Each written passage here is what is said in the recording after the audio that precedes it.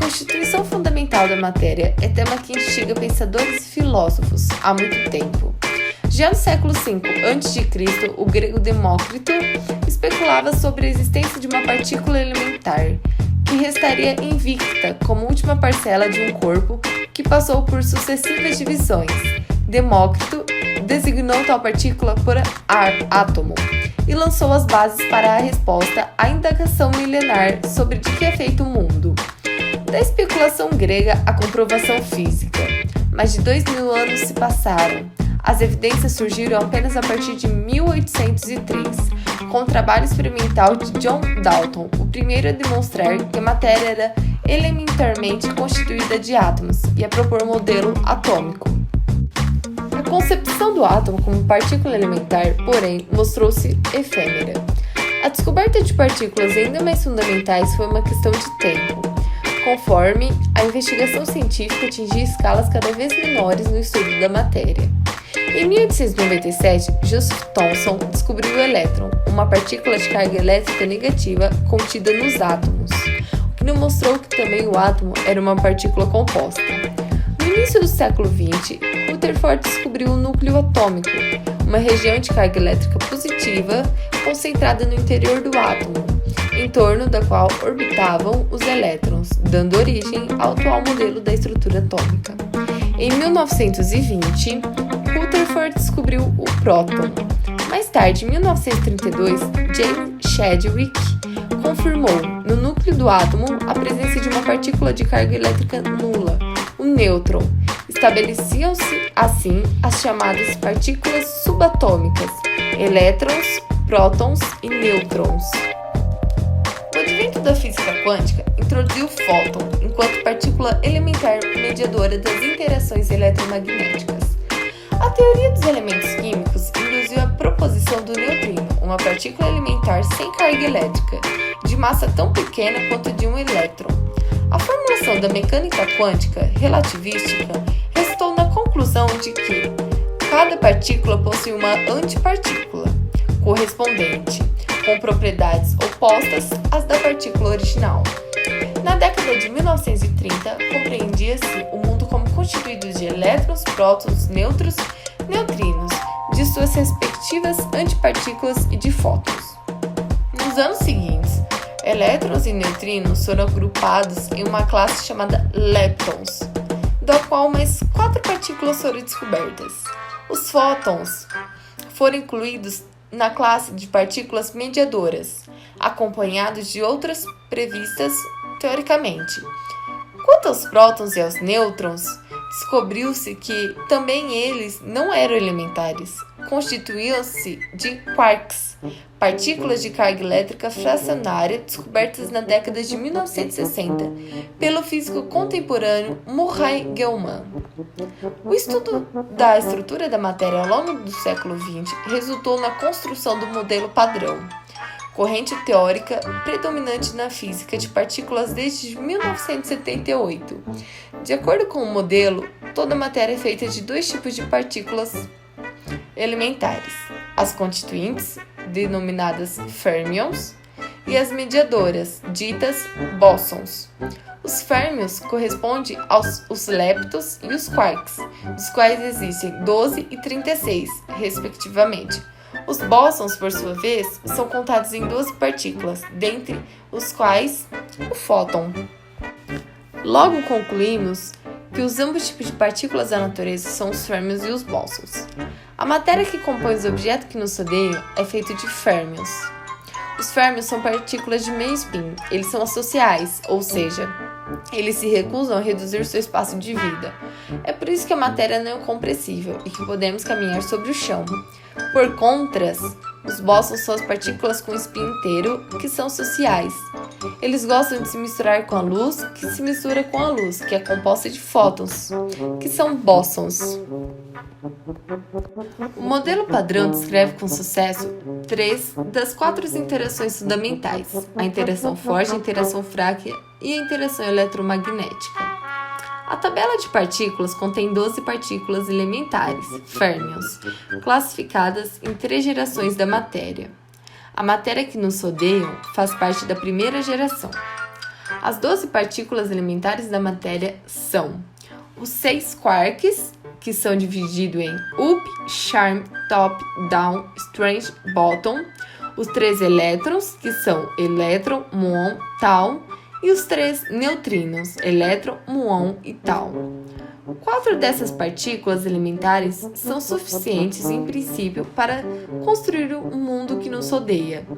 Os quarks up e down, o elétron e o neutrino do elétron. Outros são instáveis e desintegram-se para se juntar a essas 4 partículas. Assim, os bósons são os mensageiros que transmitem informações de diferentes interações, forças. O fóton é a partícula mediadora da interação eletromagnética. A despeito do grande número de partículas elementares envolvidas, não houve experimento que discordasse das previsões do modelo padrão. A quantidade, contudo, leva muitos físicos a indagarem se seria este, de fato, o modelo mais elementar da constituição do mundo, ponderando ser possível que uma estrutura ainda mais simples esteja subjacente ao que prevê a teoria atual. Mas afinal, o que são forças fundamentais na natureza? As forças fundamentais da natureza são aquelas que aparentemente não podem ser descritas em termos mais básicos e estão ligadas às interações presentes em todas as matérias. Achou meio complicadinho essa definição? Calma. Existem apenas 4 tipos de forças fundamentais na natureza, sendo elas força gravitacional, força eletromagnética, força forte e a força fraca. Cada um desses tipos de força atua sobre um ou mais tipos de partículas e é medida por diferentes bósons. A força gravitacional, responsável pela atração entre as massas, conhecida e estudada desde os tempos de Newton, é das 4 a mais fraca. Entre partículas elementares, a interação gravitacional é cerca de 10 elevado a 37 vezes menos intensa que a interação forte, que é a considerada mais intensa. Todas as partículas do universo estão sujeitas à força gravitacional, independentemente da distância entre elas. O alcance da interação gravitacional é infinito. A força gravitacional ela é representada pela fórmula a seguir, que demonstra que ela é diretamente proporcional ao produto das massas que sofrem a interação e é inversamente proporcional ao quadrado da distância entre os dois. Albert Einstein foi outra figura importante que criou uma concepção totalmente diferente da gravidade. Segundo ele, o universo é composto por um tecido de espaço-tempo maleável a qualquer tipo de interação gravitacional, ou seja, o tecido se dobrava em região com grandes quantidades de massa. Isso foi comparado pelos fenômenos solar, como o eclipse. A força eletromagnética, que atua entre partículas dotadas de carga elétrica, liga átomos e moléculas entre si para formar a matéria comum. Ela é cerca de 10 elevado a 36 vezes mais intensa que a gravitacional e tem seu campo de atuação a partir de distâncias maiores que as dimensões do núcleo atômico, 10 elevado a menos 15 metros. Para distâncias de ordem das dimensões nucleares, a interação eletromagnética perde em intensidade para a interação forte. A força eletromagnética atua sobre as propriedades das cargas elétricas, sendo atrativas se as cargas forem de sinais opostos ou repulsivas se forem de sinais iguais. A força eletromagnética é talvez a força mais presente no nosso dia a dia. Ela está nos aparelhos elétricos e eletrônicos, na luz solar, no calor do sol e até mesmo em relâmpagos. A força nuclear forte é considerada a força mais forte. Ela é responsável pela coesão do núcleo atômico, permitindo assim a existência dos átomos. Para distâncias da ordem do diâmetro do núcleo atômico, ou menores, as partículas interagem por meio da força nuclear forte, atualmente denominada interação forte. Costuma-se separar essa interação em duas componentes: a interação forte fundamental, responsável pela coesão dos quarks dentro dos prótons e nêutrons, e a interação forte residual, responsável pela ligação entre prótons e nêutrons dentro do núcleo. Ela chega a ser de 10 a 100 vezes mais intensa que a interação eletromagnética. Os elétrons não são afetados pela interação forte.